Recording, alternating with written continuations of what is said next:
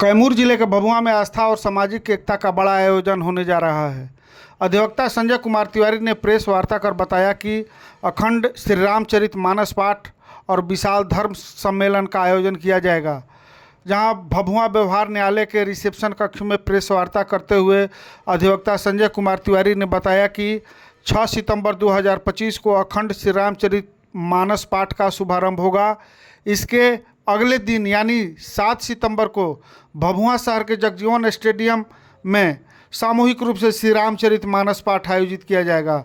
इसके साथ ही विशाल धर्म सम्मेलन और प्रसाद वितरण का कार्यक्रम भी होगा। यह आयोजन 101 संकल्पित श्री रामचरित मानस पाठ का 50वां कार्यक्रम होगा, जिसमें मानस चेतना परिषद के सदस्यों के साथ कई आचार्य और विद्वान शामिल होकर पाठ का शुभारंभ करेंगे। इस आयोजन के दौरान आम जनमानस के संदर्भ में संजय कुमार तिवारी ने बताया कि श्री रामचरितमानस का पाठ केवल धार्मिक अनुष्ठान तक सीमित नहीं है, बल्कि इसका उद्देश्य समाज में धार्मिक जागरूकता, नैतिकता, पारिवारिक एकता और सामाजिक समरसता का संदेश फैलाना है। सनातन धर्म में इस प्रकार के सामूहिक आयोजनों से आम लोगों को मानसिक शांति, सद्भाव और जीवन मूल्यों को आत्मसात करने का अवसर मिलता है। साथ ही यह आयोजन युवाओं में भारतीय संस्कृति और परंपराओं के प्रति आस्था को मजबूत करने का भी माध्यम बनता है।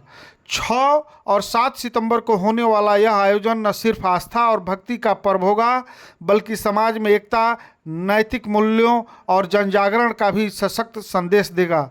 जहां मौके पर भभुआ व्यवहार न्यायालय के वरीय अधिवक्ता रामेश्वर पाठक, आचार्य धर्मेंद्र तिवारी, अभय कुमार सिंह, जितेंद्र उपाध्याय, जितेंद्र कुमार मिश्रा, अनूप कुमार सिंह, गणेश प्रसाद, मनोज मिश्रा, चंद्रकांत तिवारी सहित कई अन्य लोगों ने भाग लिया।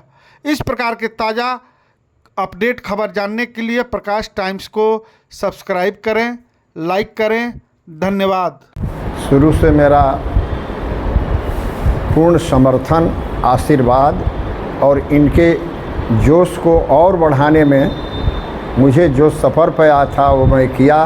खास जगह पर मैं गया भी और इनके दी हुई पुस्तक खास करके रामचरितमानस को मैं कम से कम सुंदरकांड को एक बार दोहरा लेता हूँ। क्या कहेंगे इनके कार्यक्रम में आने के लोगों से, क्या कुछ आग्रह रहेंगे? समाज में किसी भी चीज़ में संस्कृति ही मूल चीज़ है। जब चारों ओर झंझावात हो, उदासी हो, अविश्वास हो, वहाँ एक पथ प्रदर्शक रामचरितमानस है।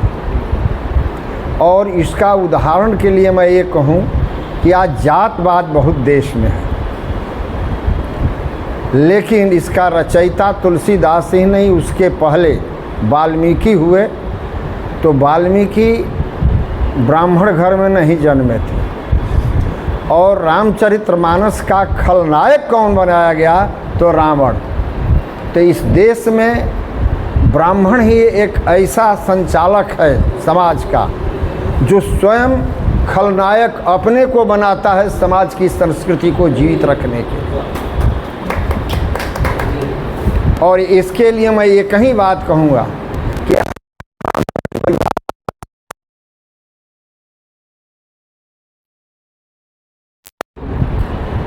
कि सिंहानाम महति निद्रा, सर्पाणाम च भयम, ब्रह्माणाम नैकत्यम तस्मात् जीवंती जंतुअ।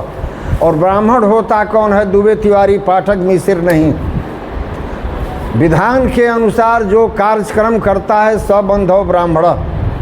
और तब यह वर्ण बना था जो विधान का काम करता था। रावण भले पुलस्त ऋषि के परिवार में था, विधान को छोड़ दिया, संस्कृति को छोड़ दिया, इसलिए पूरा समाज उसके खिलाफ हुआ। और एक क्षत्रिय घर में जन्मे राम, जो विष्णु के अवतार थे, का पूजन घर घर में करता। क्या नाम है सर आपका? जी, आपका परिचय सर? मैं रामेश्वर पाठक, साधारण वकील इस भभुआ में। सुबह को कुआं खोदता हूँ, पानी जुटाता हूँ, पीता हूँ, शाम को फिर वो कुआं भर जाता है।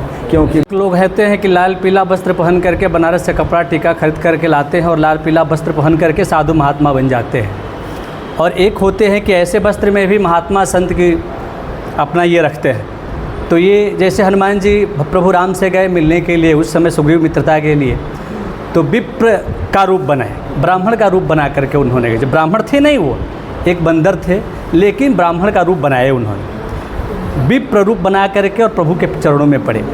वैसे ही ये ऐसे शुभ कार्य कर रहे हैं पंडित हमारे संजय तिवारी जी, जिनका कहना सबके बस की बात नहीं है और करना यह साधारण चीज़ है, और हनुमान जी की असीम कृपा इनके ऊपर बनी हुई है कि ये ऐसे शुभ कर्म करा रहे हैं और सभी धर्मों के लोगों को जोड़ रहे हैं इसमें। क्या कुछ कहेंगे आप इस कार्यक्रम में लोगों को? हम यही कहेंगे कि अधिक से अधिक संख्या में आइए और इस धर्म से जुड़िए, इस सत्मार्ग है, इससे जुड़ना ही अंत समय मानव का जीवन कल्याण होता है। इसी से रामचरितमानस एक ऐसा धर्म ग्रंथ है जो उसमें जीवन के हर संशय का समाधान है। सभी लोग इससे जुड़े, आएँ और अपने जीवन को कृतार्थ करें। मैं पंडित धर्मेंद्र तिवारी, इस धर्म के आचार्य हूँ मैं धर्म रूप में, मेरा नाम धर्मेंद्र तिवारी है। कार्यक्रम तो मेरा शुरू से तब था, तो ये 2025 का ये महीना जो 25वां है, इसमें 100वां हमको कर देना था, लेकिन है ऊपर वाले की मर्जी है, नियत की नियति है, उस नियति को मंजूर नहीं हुआ 100वां पूरा करने का, ये 25वां पूरा करने का हुआ। तो 25वां दिवस तो हो ही रहा है। अब जाने उनका काम है, वो जाने कहाँ तक ले जाएंगे, कब पूरा करेंगे, उनको करना है, हमको थोड़ी करना है। हमको करना होता तो मैं कभी का कर देते, इतना बढ़िया काम तुरंत हो जाना चाहिए, इतना समय क्यों लगाते।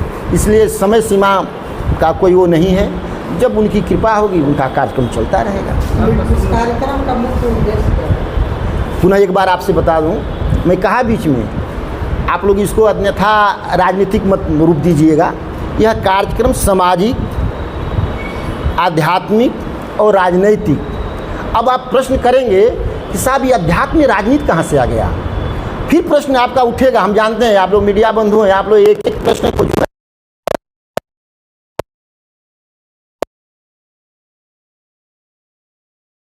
या मनुष्य, ये जो हम लोग हैं यह सामाजिक प्राणी हैं, और सामाजिक प्राणी होने के नाते हम आध्यात्म में कम और राजनीति में ज़्यादा प्रवेश कर जाते हैं। लेकिन मेरा जो सोच है, मेरी जो अपनी बात है, मैं समझता हूँ कि हर एक मनुष्य को जब तक उसके अंदर आध्यात्मिकता नहीं होगी, वो आध्यात्मिक रूप से पुष्ट नहीं होगा, वह राजनीतिक रूप से पुष्ट नहीं हो सकता। और राजनीति की परिभाषा आप लोग स्वयं से गढ़ लीजिएगा, क्या होता है राजनीति की परिभाषा, और परिभाषा शब्द में मत में गढ़िए, अंतः मन में गढ़िए कि राजनीतिक व्यक्ति कौन होता है।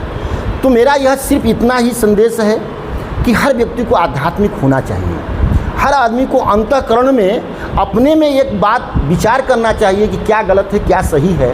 जब उसके मन में विचार आने लगे तो आध्यात्मिकता वहीं से शुरुआत होती है, वहीं से प्रस्फुटित होती है। तो इसका उद्देश्य सामाजिक, आध्यात्मिक, राजनीतिक जन जागरण लोग